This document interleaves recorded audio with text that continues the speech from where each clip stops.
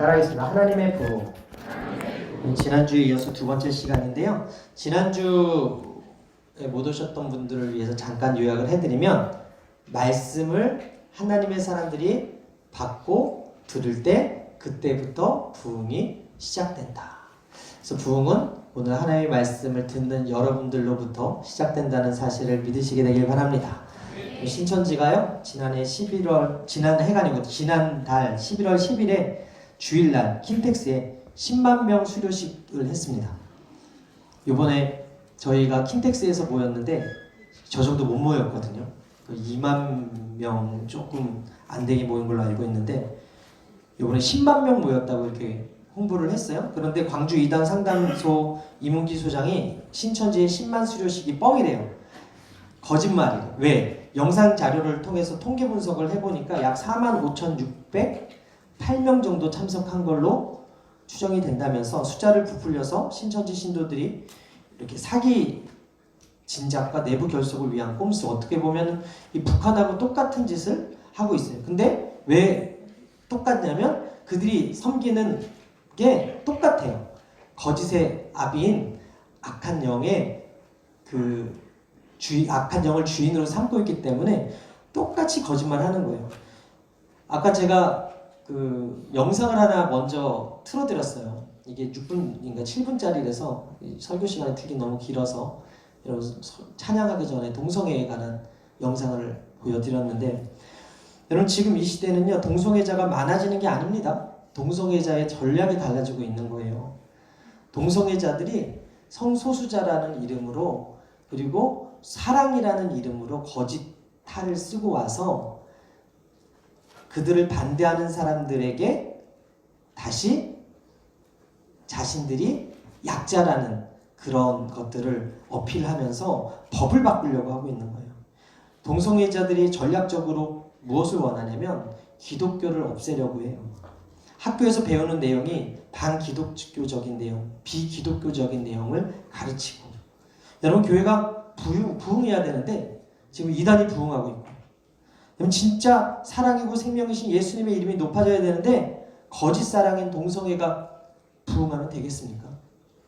미성년자들이요, 성인들의 추한 욕망에 걸려드는 동성애 알바가 있다고 하죠. 청소년들이 아르바이트를 하는데 3만 원이라고 합니다. 몸을 파는 대가로 3만 원 받고 한대요. 유치원 6살 남자아이가 5살 여자아이를 어린이집에서 성추행했다는 뉴스를 들었습니다. 지난주에 또 차이난이라는 친구가 27세 나이에 자살을 했다는 안타까운 비보도 들려왔고요. 여러분 잘 아시는 강다니엘, 악플에 시달리고 있고 우울증에 있다고 고백을 했어요. 이런 세상에 우리가 살아요. 온 나라가 뭔가 좀 잘못된 것 같아요. 전체가 잘못된 욕망에 빠지고 있는 것 같아요. 하나님이 보시기에 좋았던 그 세상이 죄가 들어와서, 거짓이 들어와서, 악한 영이 들어와서 망가져 버리고 있는 것 같아요. 여러분 저절로 되는 건 구원밖에 없어요. 믿으시면 아멘. 우리가 예수 믿으면 저절로 구원받아. 그런데 기도하는 엄마 밑에 나쁜 아이가 있을까요? 없을까요? 있을까요? 없을까요? 기도하는 엄마 밑에 나쁜 아이. 나쁜 아이 있습니다. 나쁜 아이가 있더라고요. 여러분 이 죄의 문제는 엄마가 기도한다고 될 것이 아니라, 죄의 문제는 자기 스스로 그 죄의 문제를 해결하려고 해야 돼요. 즉 스스로 다루어야 된다는 거죠. 이것을 가르쳐 따라합니다. 회개. 사탄은 실제로 존재하고 우리를 죄짓게 합니다. 사탄은 실제로 존재하고 우리의 마음을 빼앗아 가려고 합니다. 지금도 두루다니면서 삼킬자를 찾고 있어요. 너무 추워서 교회 안 나오고, 또 너무 바빠서 기도의 자리에 못 오고. 여러분 이게 누가 기뻐하는 거겠어요? 결국 어떤 환경의 제약을 받고 내 믿음이 흔들리게 하는 것은 결국 악한 사탄의 계략들이라는 거죠. 여러분 지난주에 말씀드린 대로 우리나라는 어둠의 나라였습니다. 어떻게 보면 사탄의 하수인 역할을 하던 나라였습니다. 어린아이들이 담배도 폈고 대마초도 스스럼 없이 구할 수 있었던 그런 나라였어요. 빛이 없던, 희망 없던 나라에 먼저 말씀 받고 말씀 들은 선교사님들이 순종하여서 이 어둠의 땅 대한민국에 복음 들고 왔습니다. 그렇게 오늘의 대한민국이 부흥했습니다. 여러분, 그래서 말씀 듣는 것이 중요하고요. 말씀 듣는 사람이 중요하고요. 말씀 듣는 사람의 순종이 중요합니다. 왜냐하면 말씀이 악함을 구별할 수 있고, 말씀이 거짓 영을 분별해서 거짓 영을 대적할 수 있고, 말씀을 통해서 우리가 이 어둠에 빛을 비칠 수가 있기 때문에, 아펜젤러와 언더우드 이 순직 기념관에 가보면 선교사 명부가 있는데, 그곳에 588명의 감리교 선교사님들의 인적사항이 기록이 되어 있어요. 그런데 특이하게 그곳에 이제 사진이 있는데, 그 사진에는 124명밖에 없어요. 무슨 얘기냐? 명부에는 있는데 얼굴은 기록되어 있지 않은 거죠. 얼굴도 알지 못하는 무명의 선교사님들이 이 어둠으로 가득한 조선이란 땅에 130년 전에 복음 들고 찾아왔다는 것입니다. 그리고 그것을 위해서 기도하고 땀을 흘리고 교육시키고 피를 흘렸어요. 아무 가치 없어 보이는 죽음, 어떻게 보면 무가치한 것 같이 보이는 헌신이었는데, 133년이 지난 지금 그들이 주님과 함께 천국에서 이 한국 땅을 바라본다면, 그리고 우리 교회를 바라보고 있다면, 그리고 우리 예배드리는 여러분들을 바라보고 있다면 우리가 헛수고 있구나라고 이야기하겠습니까? 할렐루야 하고 외치지 않겠습니까? 당시의 시대적 평가 속에서 588명의 감리교 선교사님들의 인생은 어떻게 보면 무가치한 것 같아요. 그런데도 불구하고 얼굴도 모르고 출신도 모르는 무명의 그들을 통해서 하나님의 대한민국을 긍휼히 여기사, 대한민국 사람들을 긍휼히 여기사 부흥을 일으켜 주셨다는 거예요. 여러분, 부흥은 어디서부터 시작합니까? 하나님의 말씀을 받고 그 마음에 긍휼을 품는 자들에게서부터 부흥이 시작된다는 사실을 믿으시게 되길 바랍니다. 말씀을 들었는데 긍휼히 여기는 마음이 없어.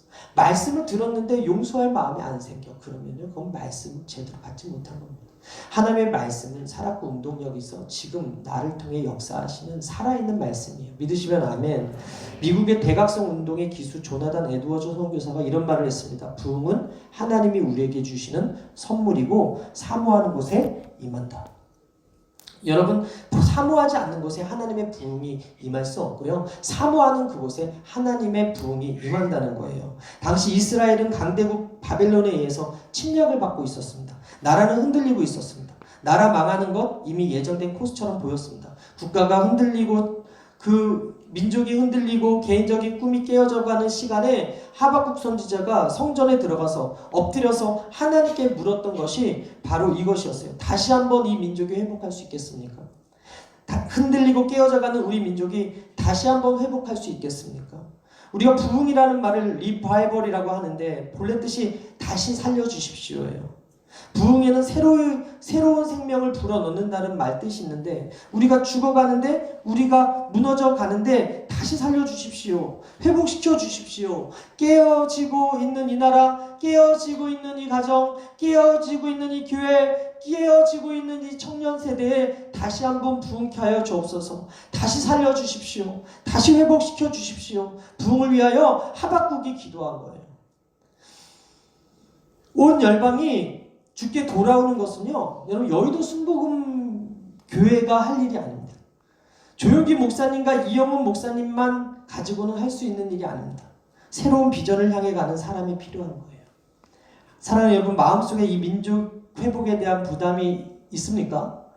깨어져 가는 가정, 깨어져 가는 그 교회, 그리고 깨어져 가는 그 젊은 세대의 그 회복의 열망을 여러분 혹시 가지고 있습니까?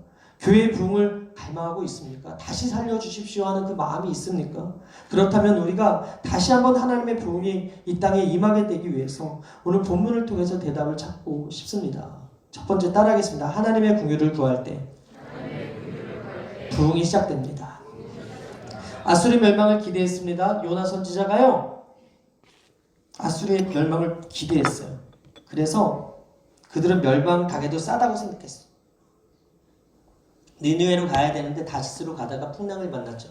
그리고 어떻게 됩니까? 바다 밑에 던져지게 되는데 큰 물고기가 그를 삼키고 니느웨로 던져놓죠. 하나님께 받은 그 사명이 말씀을 전하라는 거였었는데 말씀을 전하지 않으니까 그에게 다시금 두 번째 세컨드 찬스가 온 거예요. 말씀을 전하게끔. 그가 순종하고 나아가서 하룻길로 가서 멸망이 올 것이라고 선포했을 때 하나님이 그의 말씀대로 멸망시킨 것이 아니라 그 말씀을 들은 그들의 겸비함과 그들이 회개한 것을 보셨어요. 요나서 3장 4절 이하 함께 읽겠습니다. 시작. 요나가 그 성읍에 들어가서 하루 동안 다니며 외쳐 이르되 40일이 지나면 니느웨가 무너지리라 하였더니 니느웨 사람들이 하나님을 믿고 금식을 선포하고 높고 낮은 자를 막론하고 굵은 배 옷을 입은지라. 그 일이 니느웨 왕에게 들림에 왕이 보좌에서 일어나 왕복을 벗고 굵은 배 옷을 입고 제 위에 앉으니라. 왕과 그의 대신들이 조서를 내려 니느웨에 선포하여 이르되 사람이나 짐승이나 소떼나 양떼나 아무것도 입에 대지 말지니 곧 먹지도 말 것이요 물도 마시지 말 것이며 사람이든지 짐승이든지 다 굵은 베옷을 입을 것이요 힘써 하나님께 부르짖을 것이며 각기 악한 길과 손으로 행한 강토에서 떠날 것이라. 하나님의 뜻을 돌이키시고 그 진노를 그치사 우리가 멸망하지 않게 하시리라. 그렇지 않을 줄 누가 알겠느냐. 하나님이 그들이 행한 것 곧 그 악한 길에서 돌이켜 떠난 것을 보시고 하나님이 뜻을 돌이키사 그들에게 내리라고 말씀하신 재앙을 내리지 아니하시니라. 우리 하나님은요, 말씀 들은 자가 말씀을 깨닫고 겸비하고 회개하고 죄에서 떠나 돌이키면 용서하시는 사랑이 많으시고 긍휼하시는 하나님이심을 믿으시게 되길 바랍니다. 하나님 본심이 무엇이겠습니까? 심판이 아니라 구원이라는 거예요. 진노가 아니라 긍휼이라는 거예요. 그런데 말씀 듣는 자가 깨닫지도 못해. 말씀 듣는 자들이 겸비하지도 않아. 말씀 듣는 자들이 돌이키지 않아. 그러다 보니까 구원이 아닌 심판, 긍휼이 아닌 진노가 임해 오더라는 거예요. 여러분, 요나를 통해서 외친 그 말씀을 들은 왕을 포함한 모든 대신들이 회개했어요. 겸비했어요. 악에서 떠나기로 다짐했어요. 그리고 긍휼을 구했어요. 그러니까 아수르 심판이 유예되었어요. 당연히 심판받아야 될 대적 아수르가 심판받지 않으니까 요나가 하나님께 뭐라고 따집니까? 왜 하나님 말씀대로 멸망치 않으십니까? 그러니까 하나님께서 요나서 4장 10절 이하에 이렇게 말씀하지 않습니까? 함께 읽을까요? 시작. 야훼께서 이르시되 내가 수고도 아니하였고 재배도 아니하였고 하룻밤에 났다가 하룻밤에 말라버린 이 박너코를 아꼈거든. 하물며 이 큰 성읍 니느웨에는 좌우를 분별하지 못하는 자가 12만 명이요 가축도 많이 있나니 내가 어찌 아끼지 아니하겠느냐 하시니라. 여러분, 하나님이 아낀다. 말씀을 듣지 못하고 좌우 분별하지 못하는 그 사람들까지도 하나님은 아낀다라고 말씀하는 거예요. 이것이 곧 하나님의 성품을 보여주는 거예요. 하나님이 어떤 하나님이라고요? 하나님은 긍휼히 여겨주시는 하나님이시다. 심판하기를 즐겨하시는 하나님이 아니라 화내고 진노하기를 즐겨하시는 하나님이 아니라 우리를 구원시키고자 오래 참으시는 하나님이고 우리를 품고 돌아오기까지 기다리시는 하나님이시라는 거예요. 2절에 보게 되면 대조적인 두 단어가 등장이 되는데 하나는 진노 또 하나는 긍휼이에요. 하박국 3장 2절 함께 읽겠습니다. 시작. 야훼여 내가 주께 대한 소문을 듣고 놀랐나이다. 야훼여 주는 주의 일을 이 수년 내에 부응하게 하옵소서. 이 수년 내에 나타내시옵소서. 진노 중이라도 긍휼을 잊지 마옵소서. 진노와 긍휼이라는 단어가 나와요. 하박국이 왜 이런 기도를 하게 되었습니까? 하박국 1장 3절에 어찌하여 내게 죄악을 보게 하시며 폐역을 눈에 보게 하시나이까. 겁탈과 강포가 내 앞에 있고 변론과 분쟁이 일어났나이다. 하박국이 어찌하여 나로 이것을 보게 하십니까? 라고 하는 것이 하박국 1장을 통해서 반복해서 등장이 되는데 하박국 1장 13절에 이렇게 기록합니다. 주께서는 눈이 정결하심으로 악을 참아 보지 못하시며 폐역을 참아 보지 못하시거늘 어찌하여 거짓자들을 방관하시며 악인이 자기보다 의로운 사람을 삼키는데도 잠잠하시나이까. 주께서 어찌하여 사람을 바다의 고기 같게 하시며 다스리는 자 없는 벌레 같게 하시나이까. 바닷속의 고기도 리더가 있고 땅의 곤충도 리더가 있는데 이 나라 이 민족이 리더를 잃어버리고 헤매고 있어요. 하나님 어찌하여 이 강팍하고 이 악한 세대 가운데 하나님 가만히 계십니까? 그렇게 기도하는 거예요. 왜 그렇습니까? 입에서 튀어나온 질문이 왜라는 질문이에요. 하박국 1장 2절 함께 읽겠습니다. 시작. 야훼여 내가 부르짖어도 주께서 듣지 아니하시니 어느 때까지리이까. 내가 강포로 말미암아 외쳐도 주께서 구원하지 아니하시나이다. 또 우리가 똑같은 질문하지 않습니까? 하나님 왜 동생과 이렇게 많으랍니까? 신천지가 10만 명이나 부흥했다고 하는데 하나님 왜 그럽니까? 왜 이슬람이 이렇게 창궐하고 있습니까? 왜? 라고 외치는 가운데 하박국 1장을 깊이 들여다보면 하박국이 기도하고 더 엎드리면서 마음속에 중요한 결론을 내리는 것을 볼 수 있어요. 기도해 보니까, 더 엎드려서 생각해 보니까, 깊은 기도의 세계로 들어가 보니까 우리 민족이 정말 잘못한 게 보이는 거예요. 자기도 잘못했고 우리 하나님의 진노의 채찍을 받아 마땅한 일들을 너무나 많이 이 동포들이 하고 있었다는 거예요. 우리나라 사람들 다른 민족들 업신여겼고 하나님 외에 우상 숭배하였고 부도덕한 짓도 서슴지 않았고 하나님이 주신 축복을 소중히 여기지 못했고 물질주의, 만능주의에 빠져서 가난한 자를 압제했던 그 모습이 바로 우리 모습이었습니다. 더 생각해 보니까 진노받아 마땅한 민족, 하나님 채찍이 당연한 나라가 우리나라였습니다. 깊게 기도해 보니까 우리 죄로 이 모든 것이 비롯되었다는 것을, 그 잘못을 깨닫고 인정하더라는 거예요. 여러분, 기도는 남의 허물이 보이는 게 아니라 내 허물이 보이는 거예요. 기도하는 사람에게는 남의 죄가 보이는 게 아니라 내 죄가 보이는 거예요. 기도하는 사람에게는요, 또 내가 아니라 하나님께 초점을 맞추게 되는 거예요. 그래서 여러분, 기도는 하고 볼 일이라. 기도를 하면 해석이 돼요. 기도를 하면 왜 그런지 이유가 설명이 돼요. 복음서를 보게 되면 바리새인과 세리가 함께 성전에 기도하러 올라간 스토리 아시죠? 바리새인은 자기 자랑을 늘어놓는 자기 PR 기도를 하지 않습니까?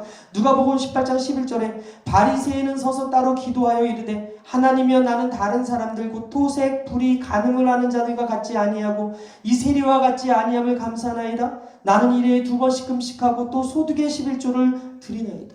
여러분, 이게 진짜 기도입니까? 내가 기도하면서 나의 의는 드러나고 다른 사람이 하는 이 모습들을 정죄하는 게 이게 진짜 기도입니까? 그런데 세리는 어떻습니까? 감히 하늘을 쳐다보지 못하고 가슴을 치면서 엎드려 기도합니다. 누가복음 18장 13절 함께 읽을까요? 시작! 세리는 멀리 서서 감히 눈을 들어 하늘을 쳐다보지도 못하고 다만 가슴을 치며 이르되 하나님이여 불쌍히 여기소서 나는 죄인이로소이다. 세리의 기도를 주님께서 들으셨다는 거예요. 세리는 자신이 기도하면서 자신이 얼마나 하나님 앞에 죄인인지를 고백하는 거예요. 하나님 어떤 기도 좋아하신다고요? 기도하면서 남을 정죄하는 기도가 아니라 기도하면서 내 죄를 용서함 받는, 긍휼히 여겨달라고 기도하는 그 기도 좋아하신다는 거예요. 이 시대가, 이 민족이 해야 할 기도가 하나님 이 나라 죄 많습니다. 하나님 우리 교회 너무나 잘못된 거 많습니다. 그래서 하나님의 은혜가 필요하고 하나님의 긍휼이 필요합니다. 하나님 내가 누구를 탓하겠습니까? 나부터가 죄인인데, 나부터가 문제투성인데, 문제된 가정, 깨어진 가정을 보면서 왜라고 따져보기 전에 교회를 떠나는 교회 학교 지체들과 청년들을 불쌍히 여겨달라고, 삶의 무게를 견디지 못하고 흔들리는 그 사람들과 나를 불쌍히 여겨달라고 하나님의 긍휼을 구하는 기도를 시작할 때 그때 비로소 부흥이 임하게 된다는 사실을 믿으시게 되기를 바랍니다. 여러분, 아브라함에게 하나님은 숨기지 않고 계시해 주셨어요. 창세기 18장 17절에 야훼께서 이르시되 내가 하려는 것을 아브라함에게 숨기겠느냐? 아브라함은 미리 소돔과 고모라가 멸망할 것을 알았어요. 창세기 18장 20절에 야훼께서 또 이르시되 소돔과 고모라에 대한 부르짖음이 크고 그 죄악의 심이 무거우니 내가 이제 내려가서 그 모든 행한 것이 과연 내게 들린 부르짖음과 같은지 그렇지 않은지 내가 보고 알려 하노라. 그 사람들이 거기서 떠나 소돔으로 향하고 가고 아브라함은 야훼 앞에 그대로 섰더니 아브라함이 가까이 나아가 이르되 주께서 의인을 악인과 함께 멸하려 하시나이까? 그 섬 중에 의인 50명이 있을지라도 주께서 그곳을 멸하시고 그 50의인을 위하여 용서하지 아니하시니까. 여러분, 소돔과 고모라가 멸망받지 않은 방법이 무엇이었습니까? 의인이 몇 명 있느냐였어요. 그런데 아브라함이 결국에는 하나님과 타협한 그 명수가 몇 명이었어요? 10명이었어요. 창세기 18장 32절 함께 읽겠습니다. 시작. 아브라함이 또 이르되 주는 노하지 마옵소서 내가 이번만 더 아뢰리이다. 거기서 신명을 찾으시면 어찌하려 하시나이까. 이르시되 내가 신명으로 말미암아 멸하지 아니하리라. 하나님은 심판하시겠다고 하셨지만 하나님의 긍휼을 바라보며 심판을 쌓아 올린 사람들을 향해서 기도한 사람이 누구였습니까? 바로 아브라함이라는 사람이었습니다. 여러분, 아브라함이 멸망당할 걸 알고 그 성 사람들을 위해서 기도했다는 거예요. 여러분, 소돔과 고모라 보면 기도 못합니다. 왜? 너무나 악했거든요. 어떠한 긍휼을 받을 만한 자격이 없는 땅이었거든요. 망해도 싼 도시였거든요. 망해도 싼 사람들이 모인 곳이었거든요. 그런 도시에 하나님이 먼저 내려오셨다고 고백합니다. 창세기 18장 21절에 내가 이제 내려가서 그 모든 행한 것이 과연 내게 들린 부르짖음과 같은지 그렇지 않은지 내가 보고 알려 하노라. 그 사람들이 거기서 떠나 소돔으로 향하여 가고 아브라함은 야훼 앞에 그대로 섰더니 하나님이 긍휼의 하나님이심을 볼 수 있는 대목이에요. 하나님이 확인하려 내려왔다는 거예요. 어떻게 해서든지 다가올 심판을 늦추겠다는 하나님의 선하신 의도가 여기서 보여지는 거예요. 학자들이 당시 말하는 소돔과 고모라 인구가 1만 명 정도 된다고 이야기합니다. 50명은 아브라함이 처음 이야기한 그 50명은 0.5% 인구였고요. 10명은 0.1% 인구였습니다. 어떤 사람은 아브라함이 50명에서 10명으로 그렇게 줄인 그 기도한 것을 보고 수치스러운 기도라고 표현을 하거든요. 아브라함이 소돔과 고모라의 멸망을 늦추기 위해서 기도한 게 하나님 앞에 수치스러움을 무릅쓰고 기도했다는 거예요. 창세기 18장 27절에 아브라함이 대답하여 이르되 나는 티끌이나 새와 같사오니 감히 주께 아뢰나이다 라고 이야기한 것은 기도하는 사람이 가져야 할 태도를 아브라함이 우리에게 보여주고 있습니다. 자신은 무력하고 보잘것없는 그런 사람이지만 하나님에게 그 심판의 힘이 있고 하나님께 그 마음이 있기 때문에 그 선하신 그 마음을 의지해서 그 이웃들을 긍휼히 여겨달라고 기도하는 거예요. 나는 무익하지만 내 기도는 하나님께서 들어주실 것이다 라는 그 믿음으로 기도하고 있는 거예요. 하나님, 내가 소돔과 고모라를 향해서 무엇을 기도할 수 있겠습니까? 나는 죄와 같고 먼지와 같은 존재인데 하나님의 크신 사랑을 신뢰하고 기도합니다. 주님 용서해 주십시오. 그는 자기의 기도를 신뢰하지 않았어요. 하나님의 크신 자비를 신뢰했어요. 여러분, 기도는 내 의를 신뢰하는 것이 아니라 내 이름을 신뢰하는 것이 아니라 내 행위를 신뢰하는 것이 아니라 하나님의 크신 자비를 신뢰하고 하나님의 크신 긍휼을 신뢰하고 하나님의 크신 은혜를 신뢰하는 것을 믿으시게 되기를 바랍니다. 이 사건을 통해서 하나님의 언약은 놀라운 구원의 진리를 보여주는데 소수의 의인 때문에 다수의 악한 사람이 구원을 체험한다는 구원의 신비를 보여주는 거예요. 한 명의 의인이었던 예수님 때문에 다수의 죄인이었던 저와 여러분들이 구원을 경험하게 되는 거예요. 이게 구원의 신비거든요. 베드로전서 1장 3절 이하 함께 읽겠습니다. 시작. 마르신 긍휼대로 예수 그리스도를 죽은 자 가운데서 부활하게 하심으로 말미암아 우리를 거듭나게 하사 산소망이 있게 하시며 썩지 않고 더럽지 않고 쇠하지 아니하는 유업을 있게 하시나니 곧 너희를 위하여 하늘에 간직하신 것이라. 너희는 말세에 나타내기로 예비하신 구원을 얻기 위하여 믿음으로 말미암아 하나님의 능력으로 보호하심을 받았느니라. 여러분, 결국 아브라함은 10명의 의인을 찾지 못했습니다. 소돔과 고모라가 특정한 죄 때문에 망한 게 아닙니다. 의인 10명이 없어서 망했습니다. 오늘 두 가지 도전이 우리 앞에 있습니다. 첫 번째, 소돔과 고모라와 같은 땅, 예루살렘과 이스라엘과 같은 땅, 그 땅이 오늘 우리가 사는 대한민국이고 우리가 있는 이 서울 땅일 수도 있습니다. 여러분, 서울이 아브라함의 소돔과 고모라보다 낫습니까? 대한민국이 하박국이 살던 남유다보다 괜찮다고 이야기할 수 있습니까? 아브라함이 주님 앞에 서서 수치를 위해서 기도한 것처럼 오늘 우리가 이 땅의 수치를 위해서 함께 기도해야 될 것입니다. 하박국의 기도처럼 하나님의 긍휼을 구하며 누군가는 기도해야 한다면 오늘 기도하러 모인 저와 여러분들이 기도했으면 좋겠습니다. 여러분, 하박국의 기도처럼 하나님의 그 긍휼을 구하며 기도해야 되는데요. 하나님의 말씀을 먼저 들은 사람이라면 세상을 바라보고 손가락질하고 심판의 때가 다가왔다고 조롱하는 것이 아니라 하나님의 심판이 빨리 내리지 않을까 하고 기다리는 것이 아니라 이 땅을 위해서, 이 땅의 좌우에 분별하지 못한 사람들의 구원을 위해서 눈물을 흘리고 기도하는 아브라함과 같은, 하박국과 같은 중보자가 우리 안에서 일어나야 된다는 것입니다. 또 하나 10명의 의인이 없어서 소돔과 고모라가 망했는데 여러분이 서울 대한민국에서 하나님이 찾으시는 10명의 의인이 되기를 바랍니다. 악한 아합과 이세벨 시대에 바알에게 무릎 꿇지 않은 7,000명의 의인이 있었어요. 착한 행실을 하는 사람이 의인이 아니에요. 주를 온전히 믿는 믿음 가진 사람, 십자가를 온전히 신뢰하고 따르는 사람이 그 사람이 의인이라고 성경은 이야기합니다. 주를 온전히 믿는 믿음 여러분들에게 있게 되길 바라고, 십자가의 복음을 온전히 따르는 믿음 여러분들에게 있게 되길 바랍니다. 주님, 이 땅 가운데 주께서 찾으시는 10명의 의인이 제가 되게 해주십시오.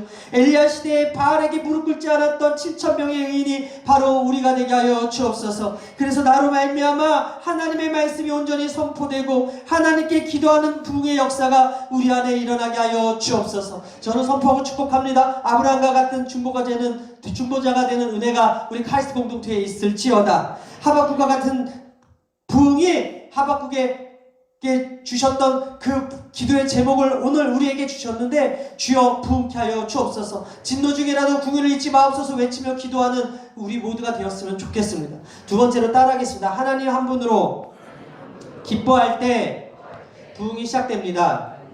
여러분, 부흥이 무엇입니까? 간단해요. 부흥은 숫자나 세몰이가 아니라 모든 사람이, 모든 민족이, 모든 나라가 야훼 하나님 그분만을 섬기는 게 부흥이에요. 믿으십니까? 믿으시면 아멘. 여러분, 다윗 왕 때 온 나라가 부흥했어요. 왜? 다윗이 겸비해서 하나님만 바라봤거든요. 여러분, 히스기야 왕 때 부흥했어요. 왜? 히스기야가 겸비해서 하나님만 바라봤거든요. 여러분, 여호수아 왕 때 또 부흥했어요. 왜? 여호수아 왕이 겸비해서 하나님만 바라봤거든요. 한 사람의 왕이 우상을 제하고 제사를 제하고 산당을 폐하고 무당을 다 잡아서 죽이고 없애고 하나님만 하나님 되게 바라보고 나아갔더니 그 나라가 부강하게 되었어요. 외세의 침입으로부터 하나님께서 보호해 주셨어요. 그리고 그 이름과 그 명성이 높아지게 되었어요. 여러분, 바로 이것이 부흥입니다. 우리가 오늘 본문을 읽게 되면 3장이 절정을 도달하는데, 여러분 잘 아는 말씀이에요. 하박국서 3장 17절에서 18절 말씀인데 함께 읽겠습니다. 시작. 비록 무화과 나무가 무성하지 못하며 포도나무에 열매가 없으며 감람나무에 소출이 없으며 밭에 먹을 것이 없으며 우리의 양이 없으며 외양간에 소가 없을지라도 나는 야훼로 말미암아 즐거워하며 나의 구원의 하나님으로 말미암아 기뻐하리로다. 지금 유대민족들이요, 바벨론 갈대아에서 침략을 받고 있습니다. 나라가 넘어가는 게 이제 결정적인 운이에요. 사람들이 사업을 접고 도망갈 준비에 여념이 없고 무화과 나무와 밭의 식물을 누릴 수가 없고 양과 소는 없어져 가고 있어요. 그런데 가만히 생각해 보니까 이 모든 것이 하나님의 축복이었고, 가만히 생각해 보니까 이 모든 것이 하나님의 선물이었다는 거예요. 무화과 나무와 포도나무, 감람나무, 밭의 소출, 우리의 양, 소떼들이 모든 것이 하나님께서 주셨던 축복이었고 선물이었다는 거예요. 지금까지 누리고 있었던 하나님의 선물이 외세의 공격으로 하나둘씩 떠나가고 있는 그런 상황 속에 더 이상 그들은 포도나무를 재배할 수가 없고 밭의 소출을 기대할 수 없고 우리의 양, 소들이 적들의 손에 넘어갈 이 마당에 실로 하박국의 입술에서 뜻밖의 기도가 튀어나오는 거예요. 나는 구원의 하나님으로 인하여 기뻐하리이다. 하나님으로 인하여 기뻐하겠다. 지금까지는 주님께서 주신 축복 때문에 기뻐했어요. 지금까지는 주님께서 주신 응답 때문에 기뻐했어요. 지금까지는 주님께서 주신 선물 때문에 기뻐했어요. 주신 무언가 때문에 기뻐했지만, 그러나 축복이 떠나가고 은혜가 떠나가고 모든 것이 사라지는 이때, 어떻게 보면 내가 기도했는데 기도가 응답되지 않고 내가 받은 것들을 다 빼앗기는 이때, 이 마당에 하박국이 누구로 인해서 기뻐했냐면 하나님으로 인해서 기뻐했다는 거예요. 아브라함이 100살 때 얻었던 그 이삭, 기적의 아들이죠. 약속의 아들이었습니다. 그런데 어느 날 하나님이 아브라함을 시험하시려고 다가오셔서 말씀하시는 거예요. 창세기 22장 2절에 야훼께서 이르시되 내 아들, 내 사랑하는 독자 이삭을 데리고 모리아 땅으로 가서 내가 내게 일러준 산 거기서 그를 번제로 드리라. 이게 말이 쉽지? 이게 우리가 끝을 아니까 이게 이해가 되지? 아브라함의 입장에서는 이게 얼마나 청천벽력 같은 이야기였겠어요? 얼마나 고민했겠어요? 얼마나 고통스럽겠어요? 하나님이 그 아들을 달라고 하는 그것이. 그런데 아브라함이 순종했잖아요. 고민하다가 욥과 같은 결론을 냈다는 거예요. 욥기 1장 21절 함께 읽을까요? 시작. 이르되 내가 모태에서 알몸으로 낳았사온즉 또한 알몸이 그리로 돌아가올지라 주시니도 야훼시오 거두시니도 야훼시오니 야훼의 이름이 찬송을 받으실지니이다 하고. 여러분, 아브라함이요 사랑하는 아들 이삭을 모리아 제단에 이끌고 가서 칼을 들던 그 순간에 하나님이 급하게 말씀하십니다. 출애굽기가 아니고 창세기 22장 10절에 야훼의 사자가 하늘로부터 그를 불러 이르시되 아브라함아 아브라함아 하는지라. 아브라함이 이르되 내가 여기 있나이다 하며 사자가 이르되 그 아이에게 내 손을 대지 말라 그에게 아무 일도 하지 말라 내가 내 아들 내 독자까지도 내게 아끼지 아니하였으니 내가 이제야 내가 하나님을 경외한 줄 아노라. 여러분, 하나님 축복 좋은 거예요. 그런데 축복에 몰두한 나머지 하나님 잃어버리면 그 축복이 우상이 될 수 있어요. 하나님이 아브라함에게 주셨던 그 축복의 주인공 이삭을 거두려고 했던 것, 그것이 곧 시험이라고 성경은 이야기하는데, 하나님께서 우리에게 가끔 소중한 것을 빼앗아갈 때가 있어요. 가끔 기도 응답이 더디올 때가 있어요. 가끔 내가 가졌던 좋은 것을 잃어버릴 때가 있어요. 그럼에도 불구하고 우리가 신앙을 잃지 아니하고, 그럼에도 불구하고 우리가 하나님을 잃지 아니하고, 그럼에도 불구하고 우리가 기도하는 이 자리를 잃지 않은 것은 여러분, 우리가 복 있는 사람이기 때문에 그래요. 여러분, 부흥은 하늘로부터 임하는 불이에요. 믿으십니까? 이 불은 엘리야가 갈멜산에서 기도할 때 받았던 그 불입니다. 사람이 지핀 게 아닙니다. 하늘에서 하나님이 내리신 불. 갈멜산 사건은요, 야훼를 버리고 바알 우상을 섬겼던 백성들과 거짓 선지자들 앞에서 오직 야훼만이 하나님이신 것을 입증하시고 증명하셨던 사건입니다. 그 불로 거짓 선지자들 도발당했고 수많은 사람들이 야훼가 하나님이심을 알게 되었습니다. 그 사건이 엘리야 시대의 종교개혁과 부흥의 시작이었어요.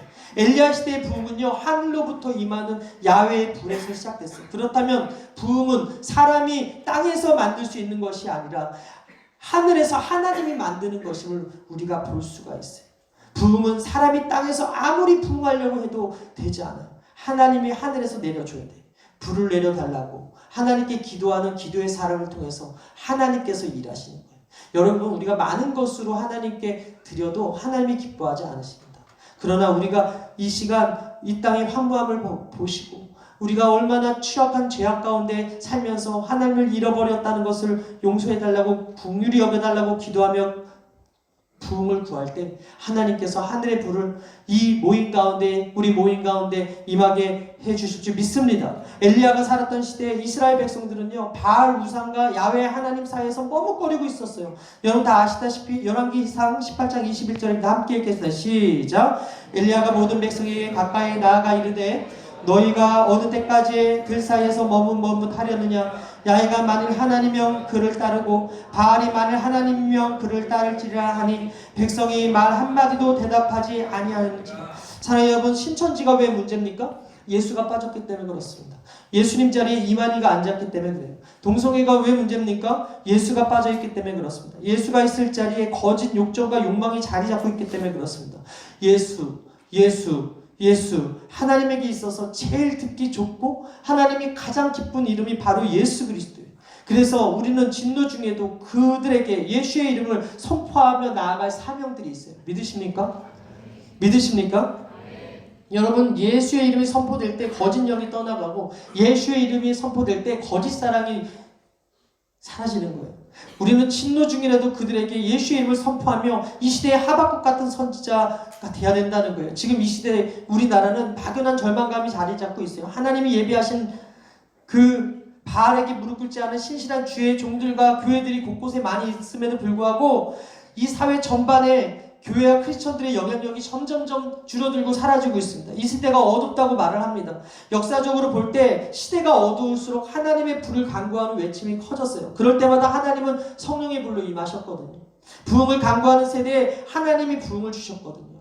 여러분, 무명과 같은 삶을 살아가는 우리들일지도 몰라요. 무명의 시절을 보내고 있는 우리들일지도 몰라요. 어떻게 보면 조선 땅의 그 어두운 곳에 말씀을 먼저 받고 찾아온 588명의 선지자의 심령으로 우리가 이곳에 있을지도 몰라요. 다른 사람들이 우리를 기억해주지 못할 수도 있어요. 그러나 하나님은 여러분들을 기억한다는 사실을 믿으시게 되길 바랍니다.